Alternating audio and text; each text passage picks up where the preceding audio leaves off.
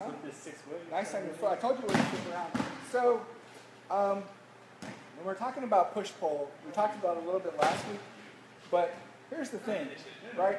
If I'm a backup fighter, right, and Noah's just going to press into me, and every time he does anything, I'm just going to do that, it's very hard to figure out exactly what you do if you see something like that and push and hope. So your answer is with your feet, where that often is, right? In this case, depending on whatever your back foot is, in Noah's case, he's fighting left foot forward, so it's his right foot. What he's going to do is he's going to kind of move laterally one direction or the other, like make me feel not so uncomfortable. I'll start to back up a little bit as he gets closer. His back foot will start getting closer to his front foot, and then when he decides to go, the step is much bigger than my backward step will be, and he can catch me, so his follow is going to be much better. So what you can do is just like press into him, right, because he's going to run. They're going to do this, right? That's the thing that they do. So it's not really that productive to press into him. And then what you're going to start doing, as they get used to that, is you're going to flirt inside and outside of that range, right? So you make them feel uncomfortable, and then you get back a little bit, right? So here they come. And then you kind of push in, and then you get back a little bit.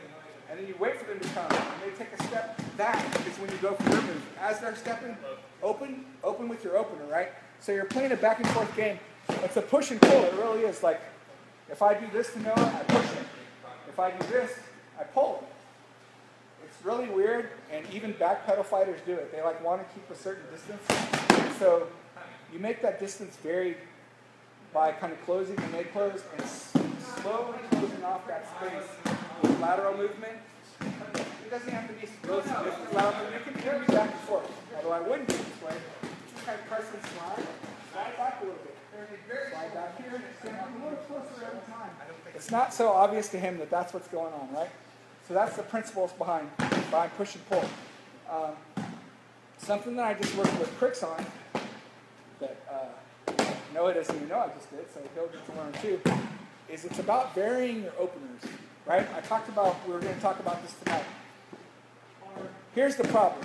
If I always fight this exact same way, right, and I'm approaching Noah, and I wait till I get right here before I do anything. Well, Noah knows that he doesn't have to be uncomfortable until I'm right here. The same way if it's right here, right? He knows that out here, he's fine. Right? Barely more, maybe here. So basically, what I was telling Cricks is you need to start threatening like as soon as you're in range. They need to feel uncomfortable.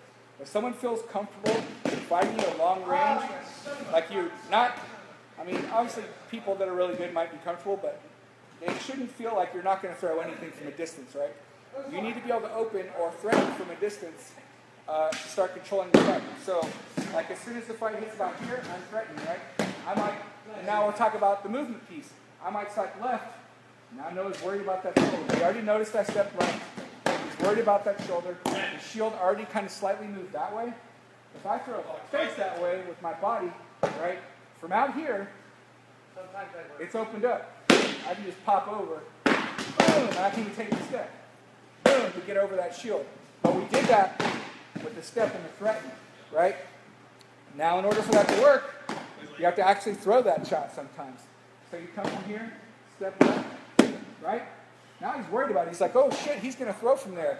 It's a shot that Arthon uses all the time, so it's a very good shot, especially if they come in and they do this with their sword. Then, boom, it's right there, right? You can just hit it in that slot.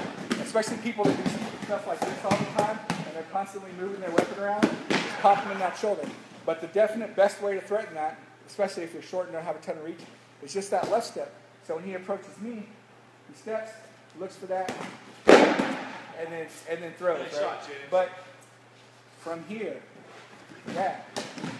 yeah, see? Now, I know I have to worry about it from out there. So when he goes to do that as a feint, right, I'm going to react. Exactly, I'm going to react to it. But if I never throw from those ranges, no one's ever worried about me doing anything from there. If I only throw when I get to here, say, then that's all they're worried about. Like it'll just be in the back of their head. It's not even something they'll consciously think about. They'll just be like, I know Noah throws from this distance, so I don't have to worry about him until he's here. So anything you do out here, they're not going to react to. So if I'm out here and I go like this, he's not going to react to as much. Whereas if I stabbed him a few times, now he's worried about it, right? Then this thing matters. It becomes something meaningful. You have to throw the shots from there. You know, maybe you have to throw a hit, even if he's going to block it. And then, even if that follow gets blocked, step back out. Now he's worried about it from this distance, right? So I can do this, right? But you can't do that to a good fighter unless they're worried about it. So you need to vary the ranges that you open, and then you need to vary your openers. You can't always go, right?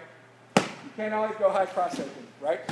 There's nothing inherently wrong with it as an opener. There's a lot inherently wrong with it as your only opener, right? I mean, you can do a lot of stuff off of it. That's nice off a high cross opener, right? But that can't be your only one. That's one. Maybe this is another one, right? Maybe stab them there, right? Maybe ass wrap is one, right? Sword side hip could be one. High side board. But you have to throw all those as different openers. If your opponent knows what you're going to do, you're pretty much in trouble.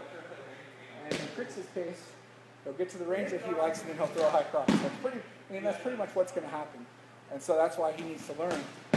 And y'all got to learn, because I was thinking about it, y'all all got to learn with him. Vary those openers, vary the range from which you open, and it'll make a ton of difference for you. All right? That's it. Go on. Kill some people.